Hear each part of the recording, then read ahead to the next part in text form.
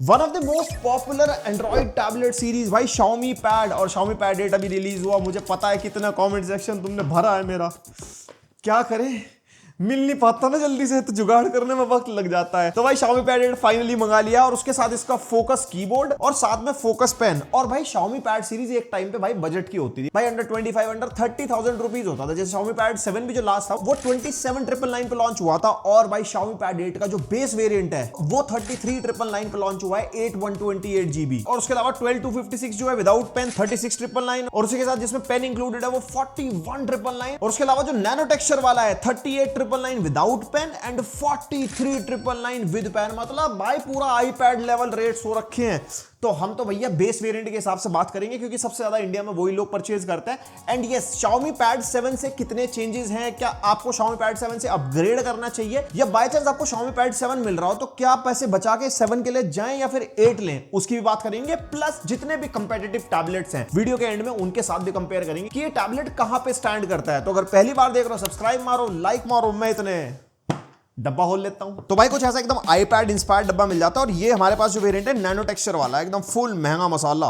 और खोलते ही सबसे पहले टैबलेट मिल जाएगा हमारे को, और नीचे हमारे को डब्बा मिल जाएगा जिसपे Xiaomi लिखा हुआ है। इसके अंदर फुल सामग्री भाई साहब, एक 67 वॉट का चार्जर और साथ में type A to C cable. वैसे अब C to C नहीं हो जानी चाहिए सारी डिवाइसेस में, बताना कमेंट करके। और साथ में एक पुस्तक है जिसका हमें कोई काम नहीं है। एंड फाइनली ये आ जाता है भाई टैबलेट। ओहो नैनो टेक्सचर देख रहे हो भाई साहब, ये पूरा यूज करके इन्होंने रगड़ रखा है। एंड टैबलेट के अलावा हमारे पास एक इसका फोकस पेन प्रो है। वैसे ये वाला जो फोकस पेन प्रो है ना, Xiaomi पैड 8 और Xiaomi पैड 7 दोनों में चल जाता है। कुछ ऐसी स्टाइलिश है, बटन गायब कर दिया, इस पर टच सेंसिटिव वाली बना दी, अभी आगे दिखाता हूँ। और साथ में भाई फोकस कीबोर्ड। ओहो ये है भाई बढ़िया चीज, एकदम लैपटॉप वाली वाइब लेने के लिए। स्टैंड वाला नहीं है ये, इसमें बकायदा प्रॉपर हिंज है। जैसे हमने यहाँ पे खोला और यहाँ पे टैबलेट इसमें मैग्नेटिकली बस ऐसे अटैच हो जाता है।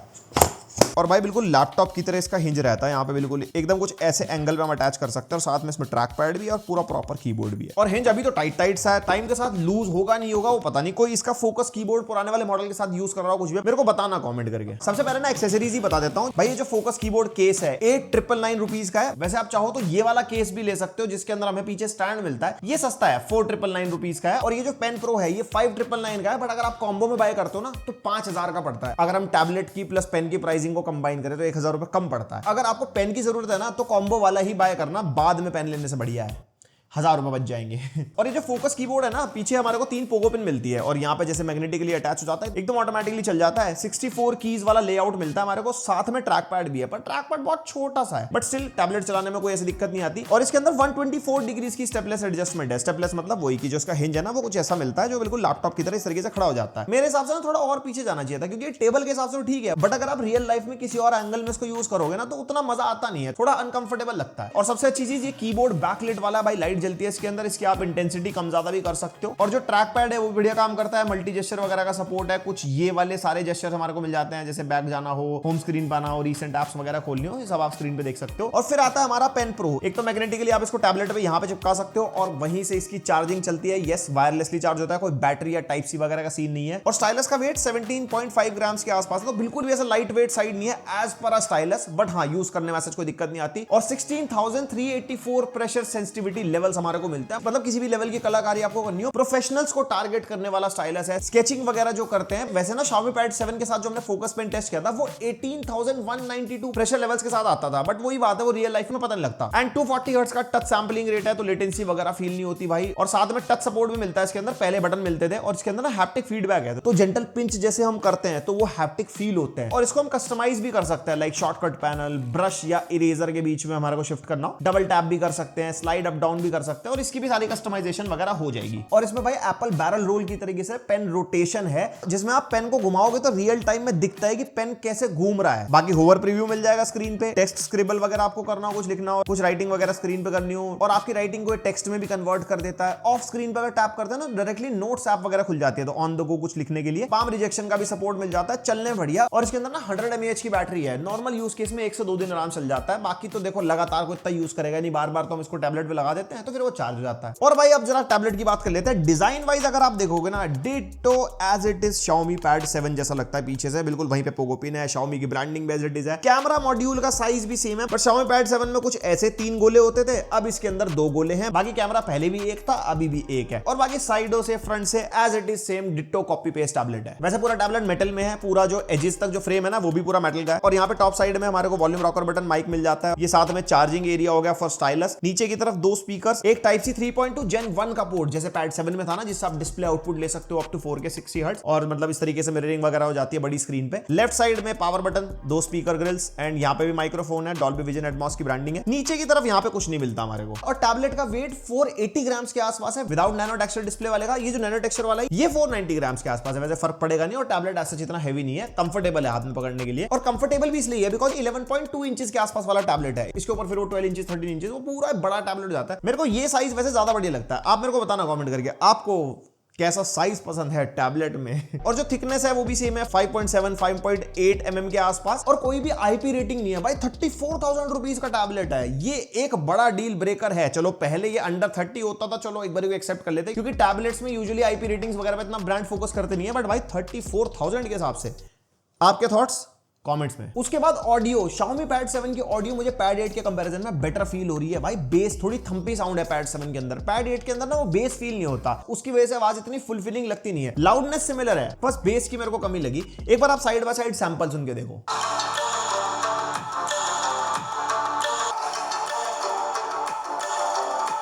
बाकी वही 4 स्पीकर्स मिल जाते हैं, साउंड सेपरेशन वगैरह अच्छा मिलता है, क्लियर है साउंड, लेफ्ट राइट समझ आते हैं। एंड साथ में डॉल्बी एटमॉस और हाई रेज ऑडियो को भी सपोर्ट मिलता है। और कोडेक सपोर्ट के अंदर LDAC LHDC 5.0 का सपोर्ट मिलता ही है। और कोई भी हैप्टिक्स नहीं है टैबलेट में। हैप्टिक्स भाई साहब आउट ऑफ सिलेबस, हम नहीं देते, देना चाहिए भाई साहब।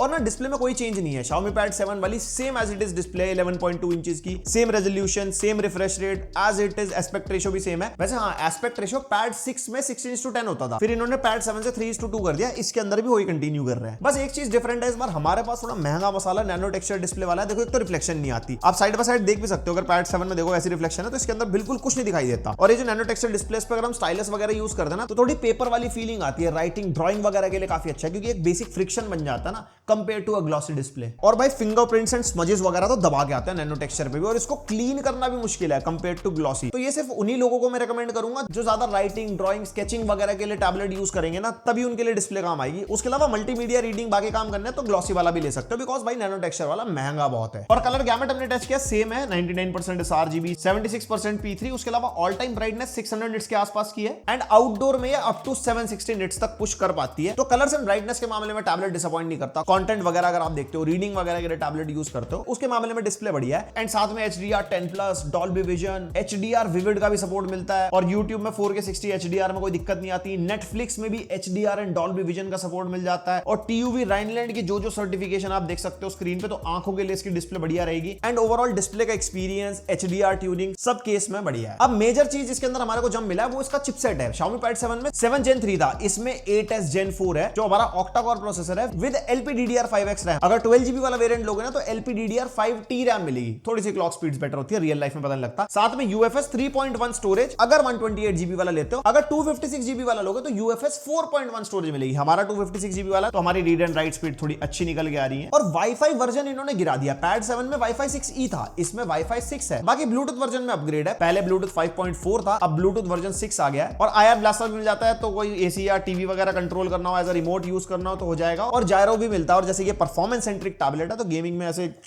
हिला के गेमिंग हो जाएगी। और परफॉर्मेंस में अच्छा खासा जंप है भाई। Pad 7 में 1.4 मिलियन के आसपास अंतुतु स्कोर मिलता था, इसमें 2.3 मिलियन के आसपास है। Geekbench 6 के नंबर्स भी आप देख सकते हो भाई, इसके अंदर अच्छे खासे हमारे को मिल जाते हैं। और Geekbench 6 का OpenCL स्कोर, that is for GPU। Wild life extreme stress test हमने निकाला, जिसमें स्टेबिलिटी अच्छी है। ऑब्वियसली टैबलेट में थर्मल्स अच्छे मैनेज हो जाते हैं, नंबर्स भी देख सकते हो। और CPU थ्रॉटल टेस्ट किया 30 एंड 15 मिनट्स में। दोनों केसेस में ग्राफ हरियाली वाला है, एकदम बढ़िया स्टेबल चलता है। और परफॉर्मेंस की बात हो रही है, BGMI हमने टेस्ट किया, स्मूथ पे एक्सट्रीम प्लस मिल जाता है, यानी कि 90 FPS वाला BGMI आप इसके ऊपर खेल सकते हो। मेरे को उम्मीद थी कि 120 FPS का मोड मिलेगा, प्रोबेबली फ्यूचर में आ जाए, बिकॉज चिपसेट तो अच्छा खासा कैपेबल है। और कॉल ऑफ ड्यूटी मोबाइल लो पे अल्ट्रा आ रहा था, ये भी 90 FPS, और चिपसेट के टेंपरेचर आप साइड बाय साइड देख लेना, 34 डिग्रीज है अभी, ज्यादा गर्म होता नहीं है वैसे। Genshin impact highest setting 60 FPS set किया था, एवरेज 60 FPS मेंटेन कर गया। वुदरिंग वेव्स क्वालिटी पे 60 FPS सेट किया था, लेकिन एवरेज हमारा 39 FPS के आसपास निकल गया है, काफी इंटेंसिव गेम है। टूम रेडर टेस्ट किया, जिसका प्रीसेट ग्राफिक्स पे रखा तो 30 FPS चलता है, अगर परफॉर्मेंस पे रखते हैं तो 40 एवरेज FPS मिल जाते हैं। कार एक्स स्ट्रीट में भी हमारे को 37-38 एवरेज FPS मिल गए थे। और RDR टेस्ट किया था हमने नेटफ्लिक्स वाला,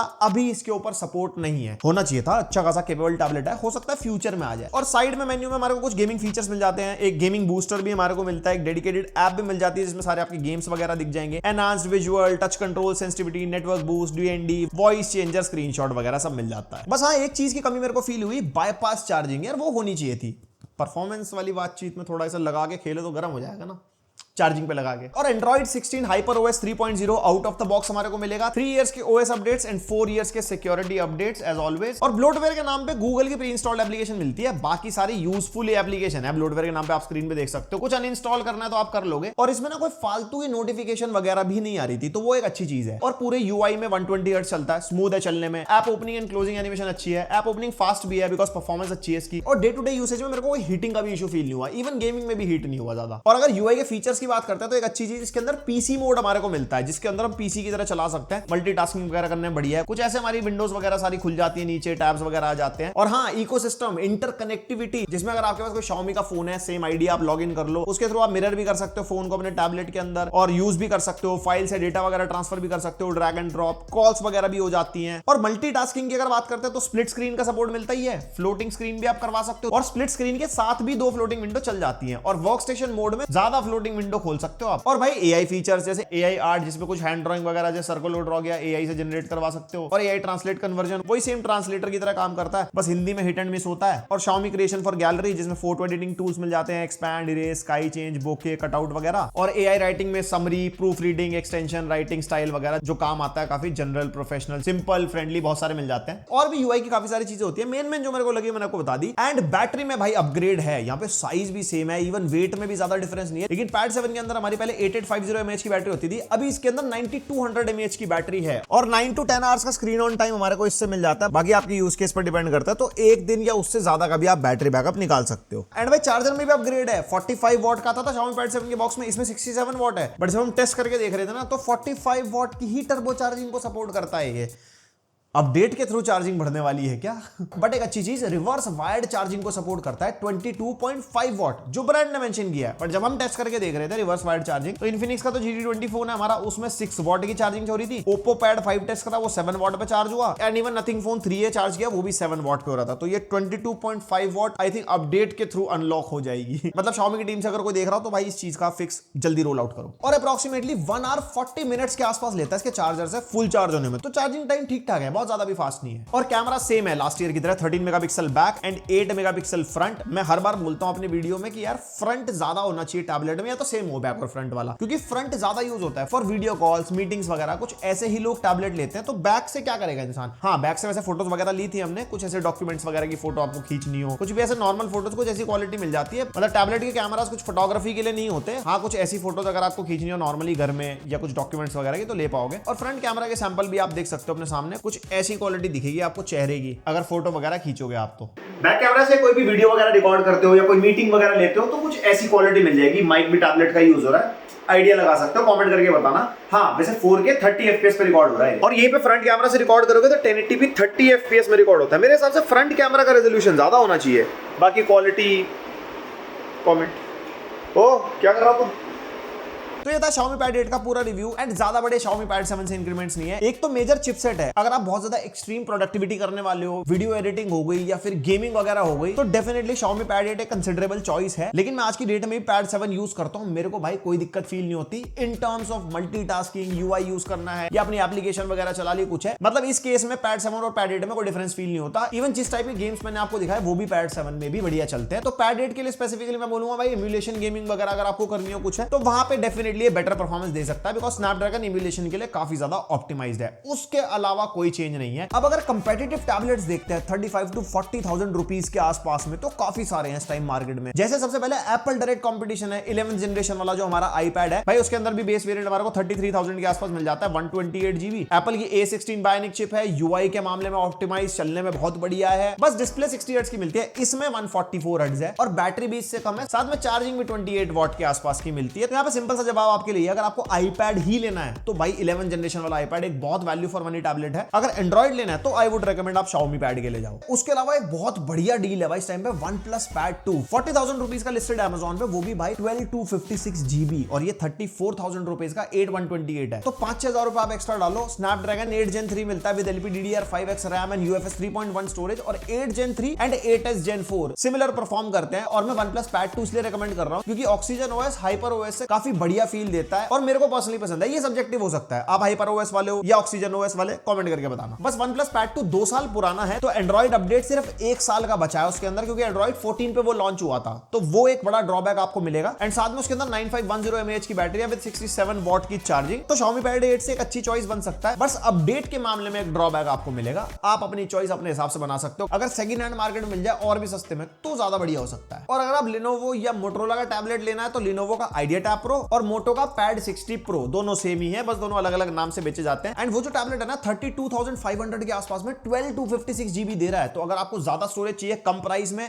और बड़ी स्क्रीन चाहिए, 12.7 इंचेस की डिस्प्ले है उसके अंदर विद 144 हर्ट्ज का रिफ्रेश रेट, और MediaTek Dimensity 8300 मिलता है जिसकी परफॉर्मेंस अच्छी है, मतलब डे टू डे टास्क में कोई दिक्कत नहीं देता। हाँ, अगर आप थोड़ा प्रोडक्टिविटी साइड या गेमिंग साइड जाओगे ना तो डेफिनेटली स्नैपड्रैगन जो Xiaomi Pad 8 में है वो ज्यादा बेटर परफॉर्म करेगा। और उसके अंदर LPDDR5X रैम है विद UFS 4.0 स्टोरेज, जो 30 to 33,000 का वेरिएंट मैं आपको बता रहा हूं। बस OS एंड UI के मामले में GUI इतना अच्छा नहीं है, इवन अपडेट्स भी 2 ही साल के हैं उसके अंदर। Android 14 के साथ वो आया था, अगर 16 आ गया होगा तो खत्म, अपडेट वगैरह के लिए तो वो जा चुका है। तो उस मामले में Xiaomi Pad 8 को आप कंसीडर कर सकते हो। बस हाँ, बैटरी अच्छी है उसके अंदर 10,200 mAh की बैटरी, क्योंकि बड़ा टैबलेट है ना, विद 45 वॉट की चार्जिंग। तो भाई अगर आप परफॉर्मेंस सेंट्रिक टैबलेट देख रहे हो ना तो Xiaomi Pad 8 के लिए जाना। अगर आपका यूज केस मल्टीमीडिया का है, मल्टीटास्किंग का है, एक बड़ी स्क्रीन चाहिए, PDF फाइल्स, मीटिंग्स, ये सारे काम करने हैं, तो अंडर 30,000 में भी दुनिया भर के टैबलेट हैं। ये रही आपके सामने लिस्ट, सबके हमने रिव्यू कर रखे हैं, जिसमें से OnePlus Pad Go 2 एक अच्छी चॉइस है। और उसके अलावा अंडर 25,000 अगर जाना तो Moto Pad 60 Neo भी आप चेक कर सकते हो, ज्यादा पैसे डालने की जरूरत नहीं है। बाकी आपके क्या थॉट्स है Xiaomi Pad 8 के बारे में? मेरे जो थे मैंने सब शेयर कर दिए, कुछ मिस हो गया हो तो कमेंट करके बता सकते हो, लाइक शेयर सब्सक्राइब कर सकते हो। मिलते हैं नेक्स्ट वीडियो, तक के लिए बाय।